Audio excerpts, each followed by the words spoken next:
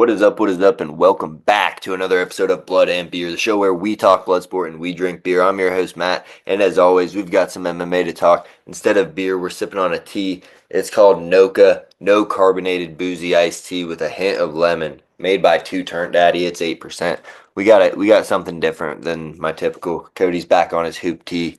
He's a hoop tea kind of guy. How you doing, Cody? Welcome back to the show. Doing fantastic, man. I can't complain, dude. It's just another beautiful week to talk some MMA. That tastes like vodka. How's that? That's terrible. That tastes like I don't know. That's Wow. Want rough. some hoop teas, man? No These taste thank. like nice sweet tea, dude. Yeah, that was bad. It's not sweet at all. If you need to go get another later on, Uh, I'll feel be good. free. But UFC, we're doing a main card breakdown. No topics to discuss. We're just doing a main card breakdown today. Josh Emmett versus Lerone Murphy.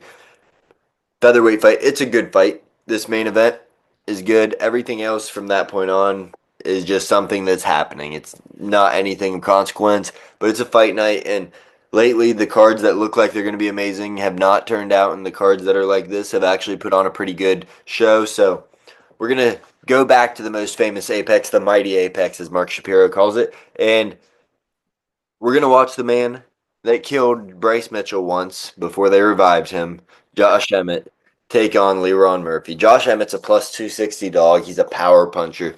Obviously, just about killed Bryce Mitchell. Lerone Murphy coming in as a minus 340 favorite on my odds. I have Lerone Murphy as a technical striker. He likes to stay on his bike and move, but he can get in there and mix it up. He got dropped by Dan Ige. I don't love that because Ige's got some nasty power. He's a different type of fighter than Josh Emmett, but Josh Emmett obviously on a different level with the type of power he carries at 145. Dude's built like a tank.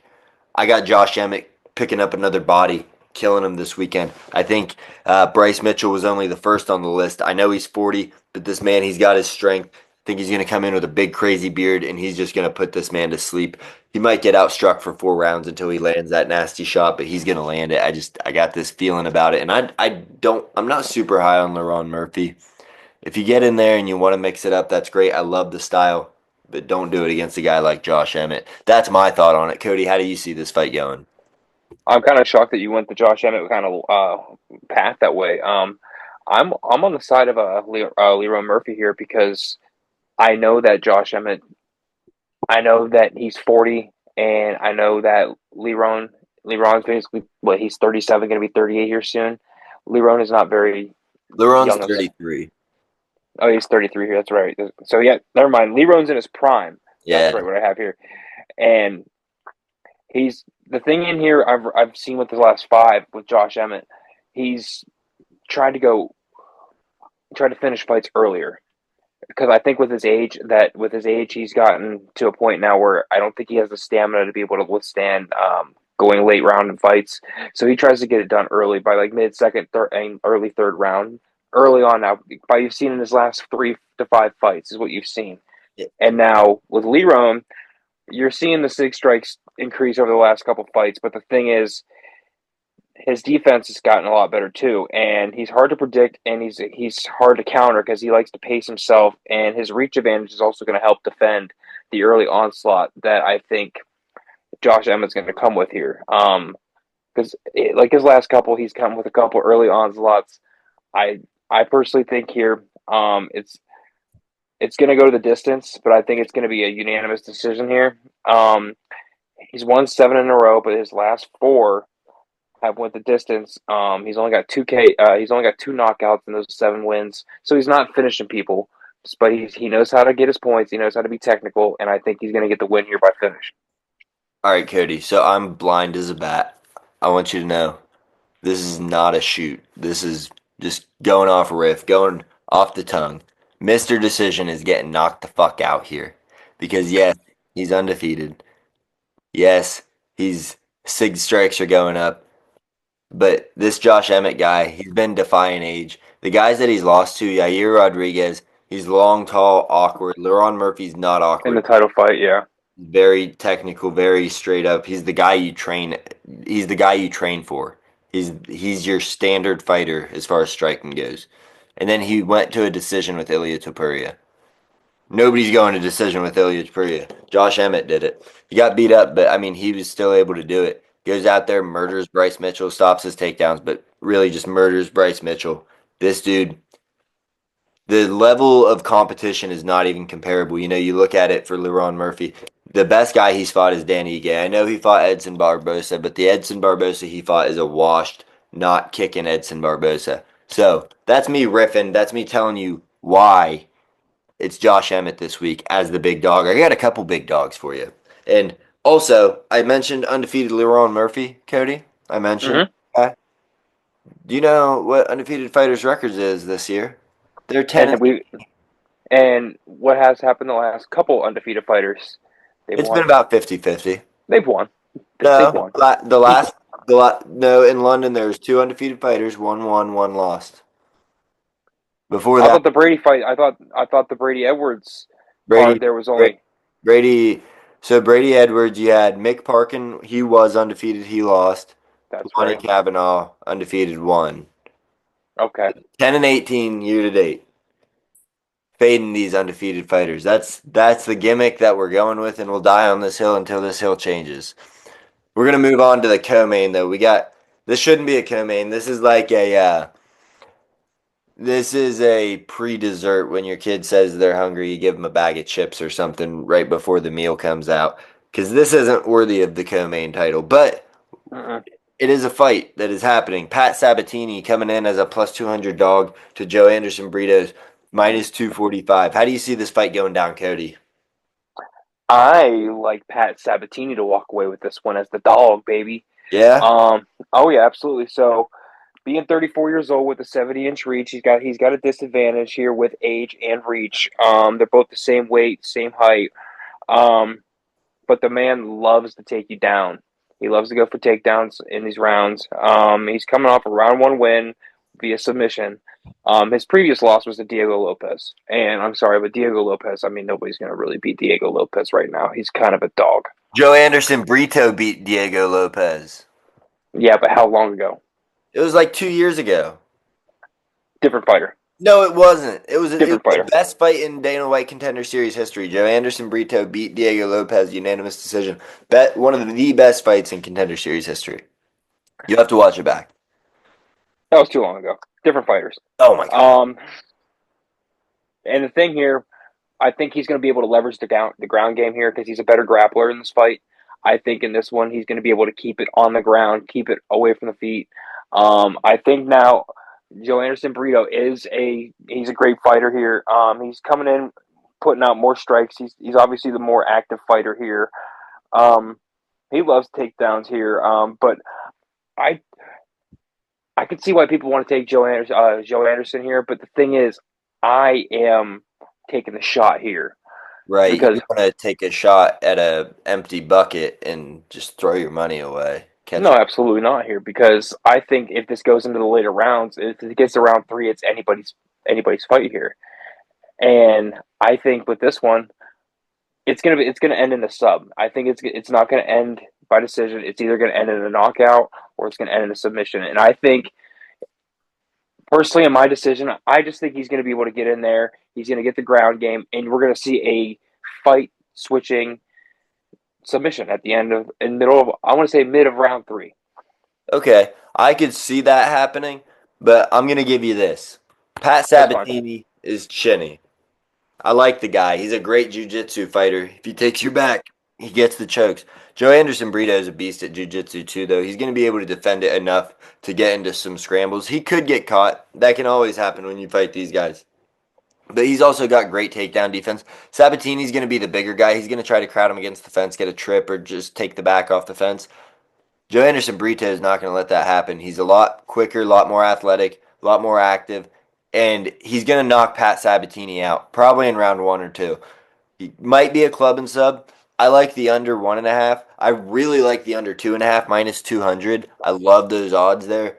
But I mean minus 1.5 or under 1.5 is let me double check that plus 120. When you got two guys that are finishers, Joe Anderson Brito, He's 4-1 in his last five. Lost his last one, a close split decision to William Gomi. I had him winning it, but it was a terrible fight. Gomes is one of those weird fighters. I said it last time against Hyder Emil. If you don't absolutely bring it to him, then you're gonna lose because he's just gonna point fight you on the outside. And he lost to Hyder Emil. It was awesome, but it was awesome.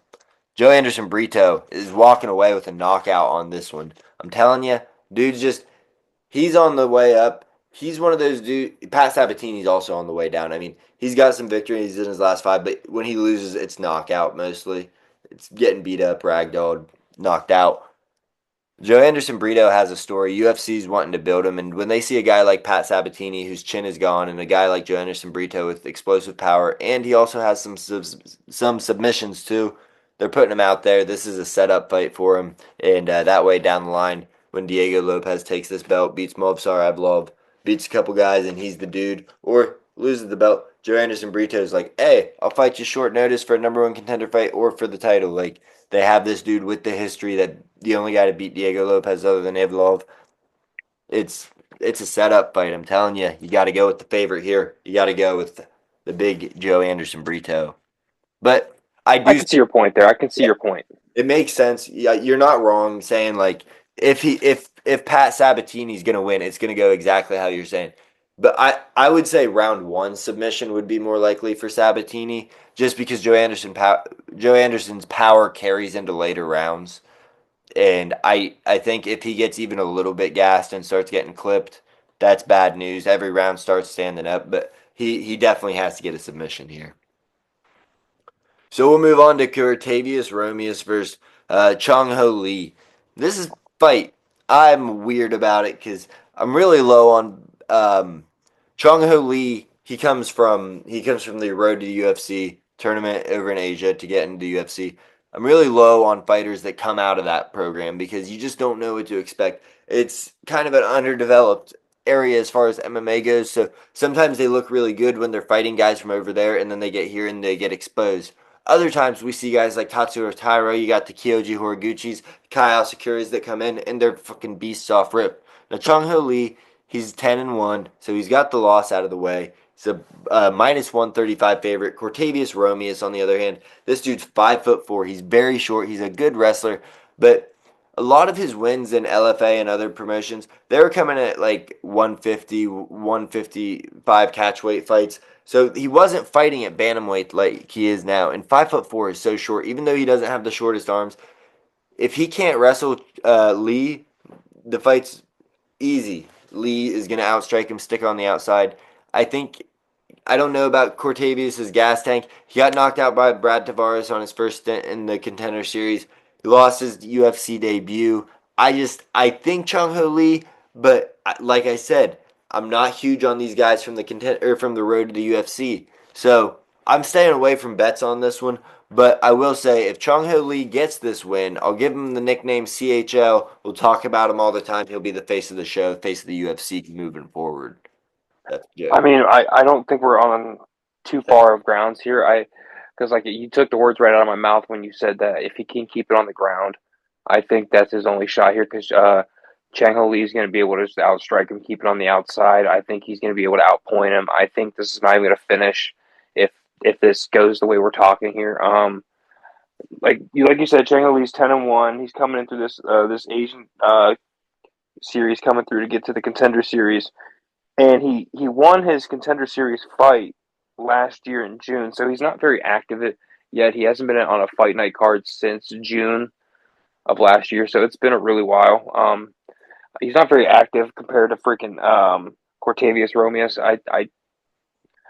I don't see this going. I don't really understand the odds on this one here personally at 135 minus 135 for Chang Ho Lee. I think for me, I'm going to take the money line on him because we'll see later on when we talk about our bets. But I think for me personally, just because one, they're not this fight. Both fighters are not very good defensively. They're very not, especially Chang Ho Lee. But the thing is, he's so active that I just don't think that defense is really going to matter in this fight. I think he's just going to walk away with a win here, maybe by second round TKO. If not, I think it's going to go to decision here, personally, by me. Yeah, I mean this fight's a big nothing burger for me. I'm not too invested in this fight. I don't care a whole heck of a lot one way or another. I'm not going to find you. I'm not going to get you one way. No, I'm not going to do it. That's not me. And I'm not going to reach for this fight. I'm not going to bet on it. Now, Kennedy and Zecheku. We went over pronunciation before this. I walked you through how to say this, and I just fucked it up twice. Kenny Nunchucks minus 380 favorite taking on Martin Budai plus 280. Martin Booty. Listen, I love me some Kenny Nunchucks. Only man in the UFC to defeat Carlos Olberg, knocks him out round 3. I think this line's too wide. This will only be his second or third fight up at heavyweight. Kenny Nunchucks weighs in around 236, 240 each fight. Martin Buday's pushing the limit. He's cutting weight to make 265. Martin Buday is going to just knock this guy over with his weight, hold him up against the cage, hold him to the ground, and it's going to be kind of one of those fights that you're like, man, that could have been a lot better. I just don't think Kenny Nunchuck's power, he's not a Francis Ngannou that's not knocking your head off. He's got really good boxing, but Martin Booty, I'm not huge on the guy. I'm not a big fan of him, but I just think that he's got a stifling style that's going to be able to keep Kenny Nunchucks at bay. Now, what you got for me, Cody? Are we on the same page with that shot, or did you just make something on your whatnot? Nope, you are just missing on money and throwing it away on this one. I got Kenny Nunchucks on this one here. Minus 380. By the just by the exact opposite of what you said here. I think he's gonna avoid the later rounds. I think with his 6-inch reach advantage here. What do we say about the reach advantage here, Matt? What's your percentage when it goes Oh, over 4 inches? it is, but Kenny Nunchucks doesn't really use it that well. He does, but not at heavyweight. But I just I don't think Boudet's got it though, man. I think listen. I think Boudet sucks. He went to a split decision with Andrei Arlovsky. I'm pretty sure he's yeah, a he did, and he won that. Yeah, he won it. He's a former gamer, former like 350-pound dude or 400-pound dude or something that's now a UFC fighter. It's a crazy story what he's got, but it's just what have we talked about a lot this year? It's these. I'm not scrolling through my phone. I'm trying to get these fights. This guy's record pulled up, but these guys with this stifling style that keeps you from getting your offense off. Heavyweight's a perfect thing to do that at. You only have 15 minutes in a 3-minute fight. Kenny Nunchucks could get some offense off early. I just don't think he has the power to put away a heavyweight like Boudet that's 265 pounds. Now, the guys that he fought, that's what I was getting, was the guys he fought. The guys he fought suck at heavyweight thus far. I mean, like I said, huge Kenny Nunchucks fan, but he fought Lucas Brzeski. Lucas Brzeski is terrible. And then he fought Chris Barnett. It was a TKO in 33 seconds. That does not tell the whole story of the fight. Chris Barnett had an injury that just stopped the fight right then and there. It wasn't like he did something to finish him, twisted an ankle or something. Before that, he got knocked out by Dustin Jacoby, who's a little bit past his prime, and got a split decision loss in one of the worst fights of 2024 to Ovince St. Preux. And Vince St. Preux definitely won that fight. It wasn't like a controversial thing. He lost to a 40-year-old or 42-year-old Vince St. Preux. He's just, I love the dude. I love his story. It's an awesome story. I think there's a couple little short YouTube documentaries on him. It's super sad. His mom had ALS, I think, used all his UFC money to take care of her. Great guy, fun fighter. This is a bad matchup for him. If you can stall his offense, that's going to frustrate him, and he's not going to keep going. I have that in my notes. That if you take him and if you can make it to round 3 and you can stall him out, because I mean the thing is, it's not very stifling when you talk about the strike defense. It's ranged within margin between 51 and 52% between the two fighters. It's not. It's just a matter of picking your spots here. And I think Kenny Nunchucks. I know the degree of fighters that he's fought, but I mean, eventually we're gonna have to be able to take that step up. I know he's 32, and That's young for heavyweight. oh yeah, I mean I'm not disagreeing that. I'm saying like physical primes, and yeah, he might be, and then Boudet might be 264, but what does 264 do for your chin? Though? I mean, is it heavy? I mean, does that make your chin that much heavier? I don't know. Well, We're I gonna have to just wait and don't see. think I don't think Kenny Nunchucks is a big, powerful fighter because when he fought Lucas Brzeski and he won that fight by knockout, Brzeski's only weighing in at 230. He's a guy that has the build that you're just like, why aren't you cutting that 30 pounds in camp? Like you're clearly carrying some belly fat. You know, why Right. it just and Breshke's a guy they kind of brought in to lose. Martin Buday, I don't think they know what they got with him yet. Nobody really does. But just minus 380, I hate those odds for this because we haven't seen Kenny Nunchucks up against a true big heavyweight. You know what I mean? Like, Hmm. guy that's going to try to take you down and just hold you against the cage and be like, I'm going to put all my weight on you. Can you pick it up? I got 30 pounds on you. That's a lot of weight. No, And absolutely. I understand where you're and if he's coming from cutting there. the weight, he might have 50 pounds on him. You know, he might cut 20 pounds like Derek Lewis does to get down there. Who knows? But how do you see Brad Tavares going up against Gerald Meerschaert going? How's that fight going down, Cody? I wrote down at the bottom for my decisions here. I wrote in big all capitals coin flip. Yeah, Because I have here, it's literally just a mirroring thing on my notes. Classic striker, keep it on the feet versus grappler fight, avoid the submission. Classic grappler, keep it on the ground versus striker fight, avoid staying on the feet. I think for Mearshart, I think he's going to have to use his ground game here and just use his. I mean, he's got almost 50 fights on his record now. I mean, if not more than that. Yeah, he does. He's got 53. I'm sorry. yeah, So there's I think over 80 fights together between the two guys in this one. exactly the experience here between these two, both 37-year-olds, same height, same weight. It's kind of crazy how you just look at them, kind of mirroring images of each other. Um, I know Mearshart's got the 3.5 inch reach advantage here, but I just don't think that's going to be much of a factor here. I think this is going to be a technical fight. These guys are too smart. It's kind of a doozy fight. If you want me to be honest with you, I think this fight kind of sucks. Yeah, it's one of It's those two ones. old. It's two old guys that just kind of made it one more fight night card to make some money. I Yeah, feel because I don't see how many more cards Mearshart's going to get on unless he wants to fight till he's 42, which is just let it go, man. You're holding up these young cats that want to come up through the contender series and want some spots, man. right. Um, but I think for me personally, I was leaning more towards Mearshart, just based on the experience here. Tavares is not very good on the ground. He doesn't have a really good. I mean, his takedown defense is 80%, but he's not very good defensively otherwise. Um, I could see why you want to go Tavares because I know that Mearshart's defense is very shitty as well. It's not very. It's very subpar. And it's just the last couple fights.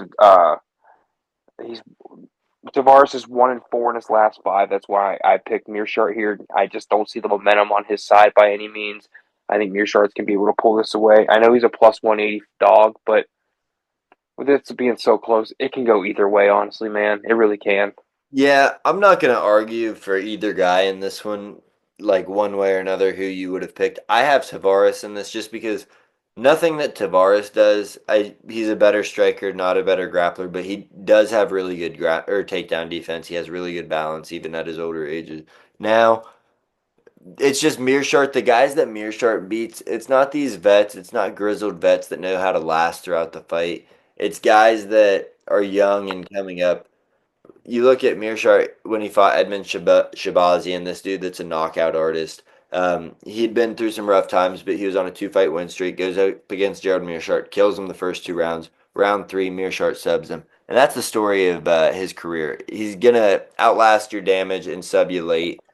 But against these vets, they usually are able to stay away from that, take him the decision, and beat him on points, even if they lose the third round.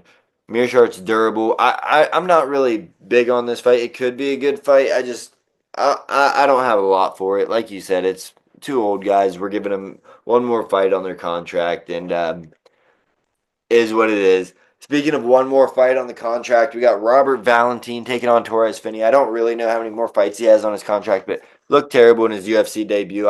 He was the guy I was most hyped about coming out of The Ultimate Fighter from this past season, so pretty bummed to see that he sucked. But he's taking on Torres Finney, undefeated fighter. And I know, three-time contestant on the Dana White Contender Series, finally makes it to the UFC. Guy lands 10 takedowns over the course of a 15-minute fight. He's a little fucking wrecking ball. Robert Valentin, he's a good striker. Doesn't have very good ground game at all. I am not sold on Torres Finney, though. I don't know what it is. Maybe it's that undefeated record. I don't know. I have Robert Valentin winning this fight. He's probably not going to. But as with my custom of fading these undefeated fighters, there's 3 on this card, and at plus 260 odds, plus 220, and plus 250. If one of them hits, I almost make all my money back. If 2 of them hit, I make all my money back on those ones. So for what I put up, so I got to go with my gimmick. My gimmick is to fade the undefeated fighters. Cody, how is this fight actually going to be going down? Because didn't do much tape study. I knew Robert Valentine. I knew Torres Finney. It's kind of a nothing burger. This card's not very deep. It's not. We're not treading in deep waters. It's a kiddie pool kind of card. No, this card is tapioca pudding. Yeah, it's not. It's very very bleh. Um, I have Torres Finney walking away with this one. I'm oohing and ahhing over the stat sheet, I guess, because there's not really much tape on him either, and I haven't really seen a lot of film on either fighter. Um, Robert Valentine, I know, like I'm looking at who he's recently fought and looking how those fights went, statistically, and it didn't go in his favor either, like very well. I mean, coming up in the contender series, he fought well, but in his debut, he looked like shite. He looked terrible. Yeah, And I don't know if he's going to be able to handle the upbeat pace that Finney has, because I think reading up on Finney, man, he's going to be coming at you 24/7.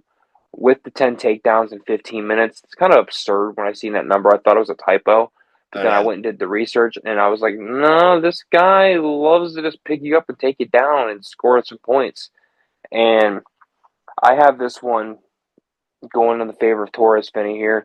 Um, That's probably the smart call, but it's just I the don't think I don't see it going. I don't see it going to the finish here because Torres Finney, a lot of his finishes have come by sub. He's very very good in the submission game, so I see this one ending probably really really early, probably mid to early round two. Could be round one. I just don't see this going very far. To be honest with you, I think this is kind of a very vanilla fight, very vanilla card. Could be better, but it could be worse as well. You know. I hear you. Well, we'll get into our bets. Like you said, not a card that we need to spend all night talking about. So last week, you went positive 225. I went negative 650. Noah did not submit bets. We are still looking for Noah. Cody, I'll go first. I'll let you close the show. Yep, he's probably in the tackle box or something. That was probably a whole home in that tackle box that we never got to find out about. But Right. I'll go first. I'll let you close the show on your bets. Well, I'll close the show with some fight announcements, and then we'll take off. But my bets, I got my 1,000. I'm putting up. I'm still plus 13 something, 1,300 something year to date.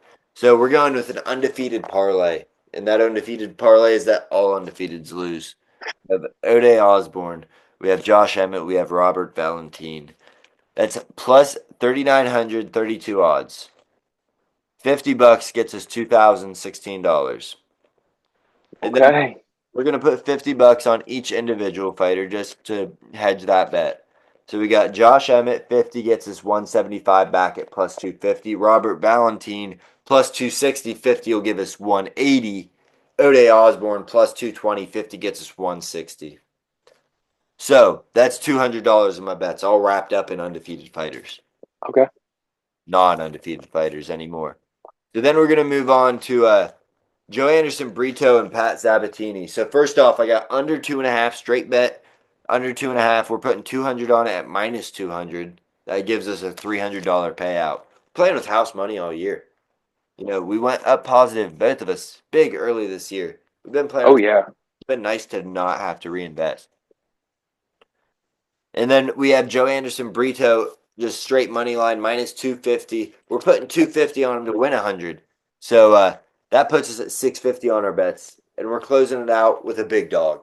With a big dog. A really big dog. Martin Booty. He's not Booty Cheeks anymore. He's Martin Boudet. Martin Boudet. Walking away with this one over Kenny Nunchucks. Plus 285 favorite. $350 pays out $11.55 on that one. So that's how we're spreading the 1,000. We're spreading the love with the dogs. We're going big dog hunting this week because I just don't. I'm not high on any of these guys. The only favorite we got is Joe Anderson Brito, and I'm pretty high on that fight. I think that one's pretty confident in that one. I don't know about the rest, but that's how I'm spreading my thou. How you doing yours, Cody? My thou is gonna be a nice little pie. We're Okay, gonna go boom, boom.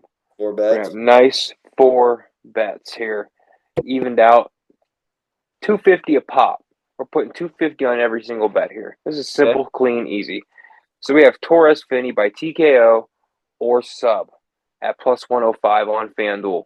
These are all by FanDuel at a okay, double chance prop here. It's at plus 105, throwing 250 on it, brings back 512. okay, We got Kenny Nunchucks versus Boudet to go the distance. No. At minus 166. I threw 250 on that to bring back a total of 400 flat. okay. So plus 256 to not go the distance. No, it's minus 166. Minus 166 to not go the distance. Yes. How much you put And on it? 250 to bring back 400 flat. Okay, Sabatini by sub or points at plus 220.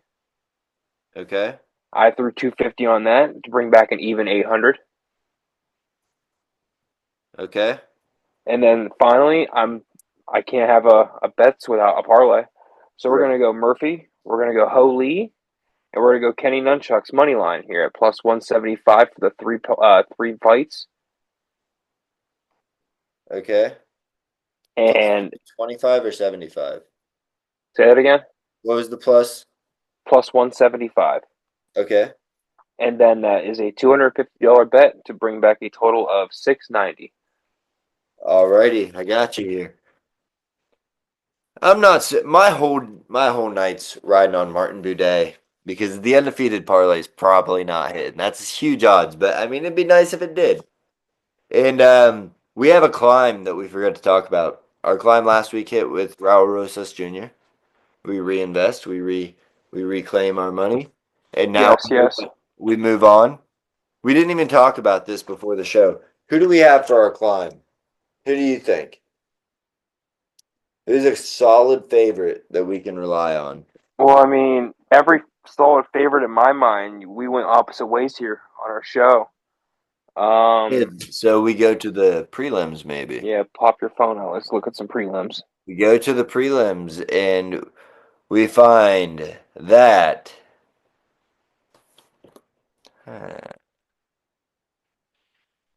Sheesh. Is everything close? Everything's a little close for my liking. I'm picking dogs. I'm picking dogs. Yeah, I'm gonna have to Let's go. Let's go crazy with it this week, Matt.